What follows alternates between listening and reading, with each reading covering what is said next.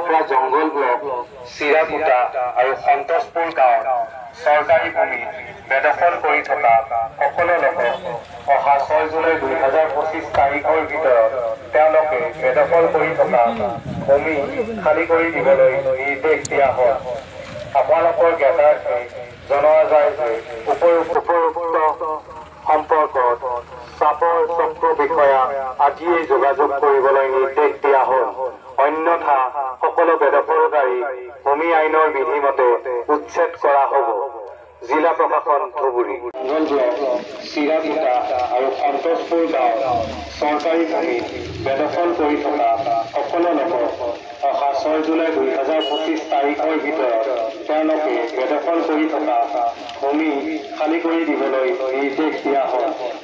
আপোনালোকৰ জ্ঞাতাৰ্থে জনোৱা যায় যে উপৰোক্ত গাঁৱত বাস কৰি থকা ভূমিহীন লোকৰ বাবে ইতিমধ্যে ধুবুৰী জিলা প্ৰশাসনে আথানি চক্ৰৰ বজাৰগা গাঁৱত 300 বিঘা মাটি সংৰক্ষিত কৰি ৰাখিছে আৰু স্থানান্তৰৰ কাৰণে এককালীন সাহায্যৰ ব্যৱস্থা কৰিছে। গতিকে সকলো ভূমিহীন বেদখলকাৰীক উপৰোক্ত সম্পৰ্কত চাপৰ চক্ৰ বিষয়া আজিয়েই যোগাযোগ কৰিবলৈ নিৰ্দেশ দিয়া হ'ল। অন্যথা সকলো বেদখলকাৰী ভূমি আইনৰ বিধিমতে উচ্ছেদ কৰা হ'ব। জিলা প্ৰশাসন ধুবুৰী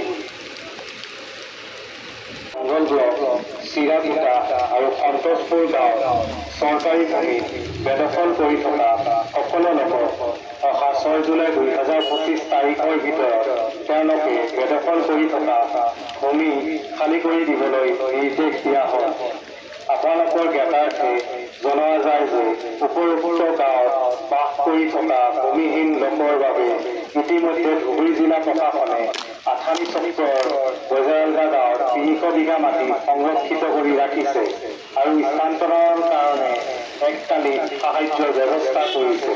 গতিকে সকলো ভূমিহীন বেদখলকাৰীক উপৰোক্ত সম্পৰ্কত চাপৰ চক্ৰ বিষয়া আজিয়েই যোগাযোগ কৰিবলৈ নিৰ্দেশ দিয়া হ'ল।